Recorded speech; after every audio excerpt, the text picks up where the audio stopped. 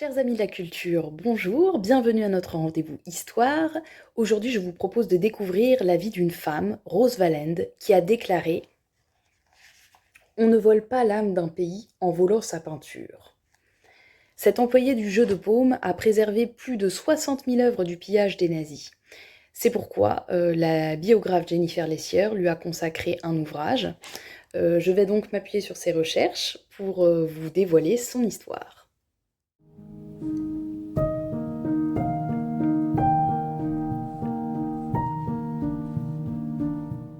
Rose naît en 1898, c'est une élève brillante, elle étudie d'abord l'enseignement, puis l'histoire de l'art, elle entre à l'École nationale des beaux-arts de Paris en 1922, elle obtient son diplôme de l'École du Louvre et devient assistante de conservation bénévole du jeu de paume, mais la mobilisation de son responsable la propulse à la tête du bâtiment. Elle y organise une quinzaine d'expositions avant la guerre, puis son musée se voit transformé en véritable dépôt d'œuvres d'art pillées par les nazis.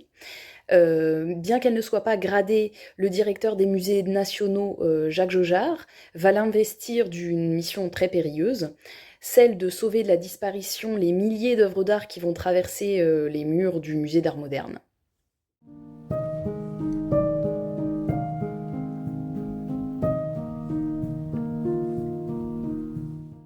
C'est donc avec dévotion et au péril de sa vie qu'elle espionne Göring et ses acolytes. Dotée d'un physique discret, elle se fond dans le décor et parvient à écouter les conversations. Elle fait mine de travailler à son archivage pour rester tard le soir, une fois que tout le monde a quitté les bureaux, et elle va collecter dans les corbeilles à papier les carbones des officiers. Grâce à ses notions d'allemand, elle parvient à traduire toutes les informations qu'elle collecte et à les transmettre à Jacques Jaujard.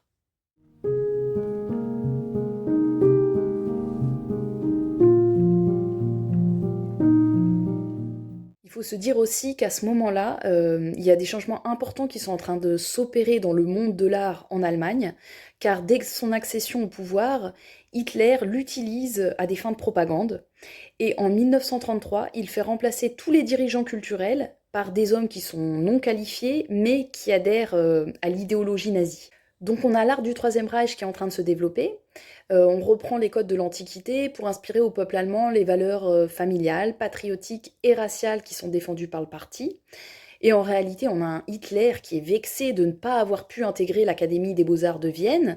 Et donc, comme il n'a pas pu imposer sa vision du monde à travers ses toiles, là, finalement, il est en train de décider de réduire l'art à son idéal.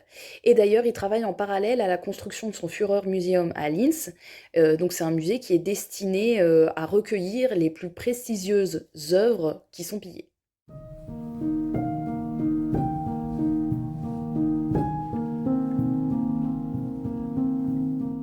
Donc, par opposition à l'art qui est validé par le Reich, on a l'art moderne qui est jugé dégénéré, parce qu'Hitler, lorsqu'il contemple une toile, il cherche à avoir une vision qui le rassure, et donc tout ce qui questionne les blessures de l'humanité doit, selon lui, être écarté du regard du public.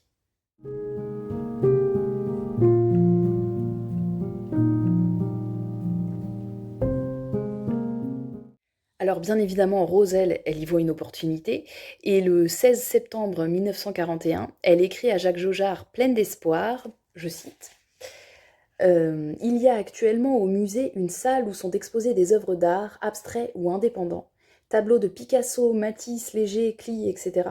Ces peintures appartenant à une formule d'art condamnée par le Troisième Reich, ne pourrait-on en profiter pour essayer de les garder? Mais bon, c'est sans compter sur Göring, qui lui se sert allègrement, donc dans une salle où il place les œuvres dites dégénérées qu'on appelle la salle des martyrs, et il collecte les œuvres qui l'intéressent, il les troque à bas prix pour récupérer des œuvres qui serviront à décorer sa propre demeure.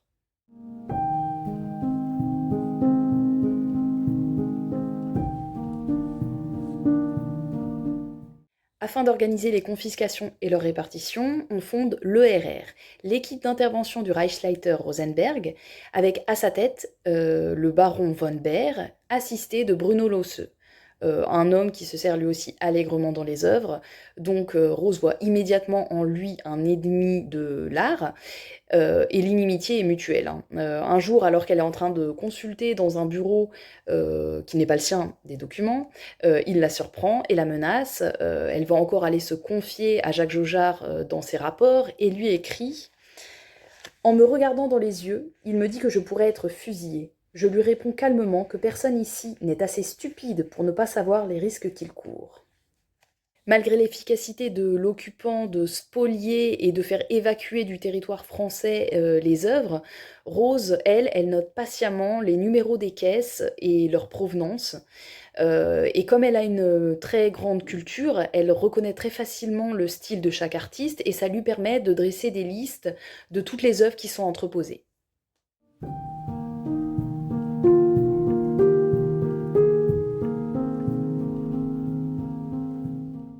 Son amour de l'art la pousse à prendre toujours plus de risques pour, je cite, sauver un peu de la beauté du monde.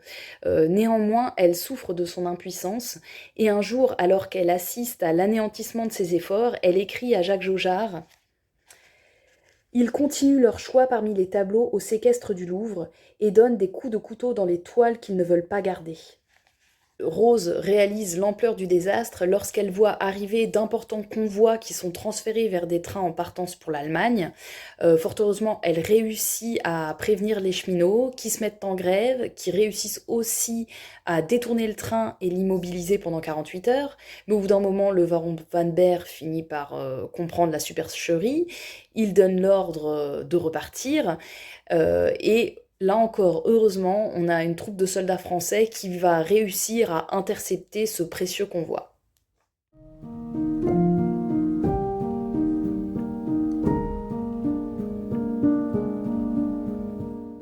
Alors, Rose perçoit que le but de ces pillages est de détruire la vie privée du peuple juif. Elle sait que les collections se transmettent de génération en génération. Pour elle, ces toiles, ce sont des témoins muets d'une existence qui est en train de s'éteindre. Et donc, elle ne peut pas tolérer le fait que ces œuvres finissent dans les mains de gens complètement cupides. C'est pour cette raison qu'elle va décider de se rendre en Allemagne à la fin de la guerre, afin de retrouver les œuvres dispersées et d'essayer de les remettre à leurs propriétaires. En 1944, la CRA, Commission de restitution artistique, est fondée. Son but est de restituer les objets et les livres volés. Rose, elle décide de partir en RFA dès les débuts de la guerre froide, et une fois de plus, elle se retrouve à travailler en illégalité à ses risques et périls. Elle est obligée de falsifier ses documents pour pouvoir traverser un territoire qui est en partie administré par l'URSS. Elle est épaulée des Monuments Men, donc ce sont ces soldats américains qui ont été envoyés en Europe pour restituer les œuvres volées. Et grâce à ça, Rose parvient à interroger de nombreux nazis et elle retrouve la trace de milliers d'œuvres. Mais son poste est supprimé en 1951 alors que son travail n'est pas achevé. Elle rentre en France et en 1977, après le décès de sa compagne, elle décide de mettre ses archives dans un lieu sûr, donc à la direction des musées, et elle n'interrompt pas ses recherches pour autant.